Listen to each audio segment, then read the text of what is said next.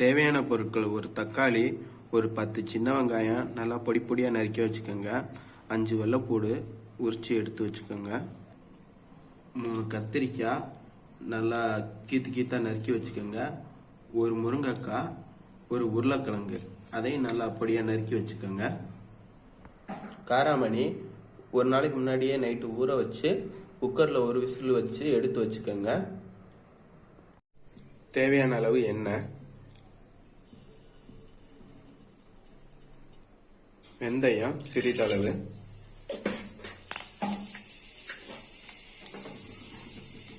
சோம்பு ஒரு 1/4 டீஸ்பூன் எடுத்து போட்டுக்கோங்க.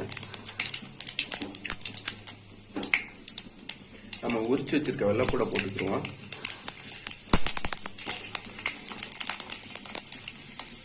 பொடி பொடியாக நறுக்கி வச்சிருக்க சின்ன வெங்காயம், வெங்காயம் நல்லா பொன்னிறமா வர அளவுக்கு எண்ணெயில வதக்கிக்கோங்க. வெங்காயம் நல்லா பொன்னிறமா வந்துடுச்சு. இப்ப நம்ம நறுக்கி வச்சிருக்க தக்காளியை போட்டுக்கிடுவோம். எல்லாம் மிக்ஸ் ஆகிற அளவுக்கு ஒரு கிண்டிக்கோங்க.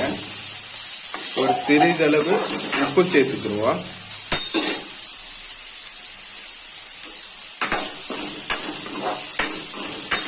வெங்காயம் தக்காளி நல்லா வதங்கிடுச்சு. இப்ப நம்ம நறுக்கி வச்சிருக்க முருங்கைக்காயை போட்டுக்கிடுவோம். உருளைக்கிழங்கையும் போட்டுக்கிறோம்.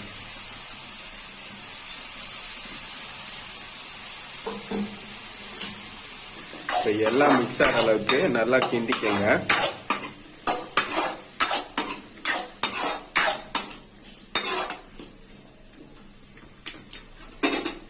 அடுப்பை சிம்ல வச்சு ஒரு 5 நிமிஷம் மூடி வச்சிருங்க. நமக்கு நறுக்கி வச்சிருக்க கத்திரிக்காயை போட்டுக்கிடுவோம்.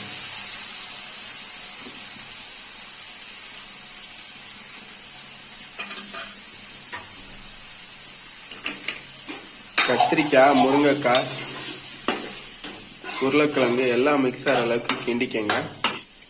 தேவையான அளவு உப்பு சேர்த்துக்கிடுவோம்.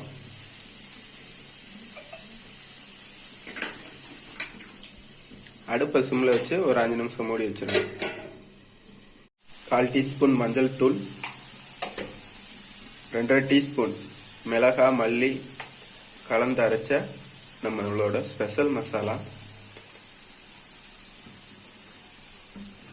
மசாலாவும் காய்கறியும் மிக்ஸ் ஆகிற அளவுக்கு நல்லா கிண்டுங்க.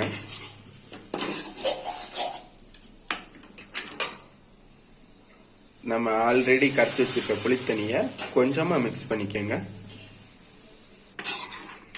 தண்ணியில மசாலா கரையிற அளவுக்கு நல்லா கிண்டி விட்டுக்கோங்க. அப்படியே ஒரு நிமிஷம் அடுப்பை சிம்ல வச்சு அடுப்பை மூடி வச்சுக்கோங்க. அப்பதான் மசாலாவும் காய்கறியும் நல்லா வேகும். காய்கறி ஓரளவு நல்லா வந்துருச்சு. இப்போ நம்ம ஆல்ரெடி வேக வச்சு வச்சிருக்க காராமணியை போட்டுக்கிடுவோம்.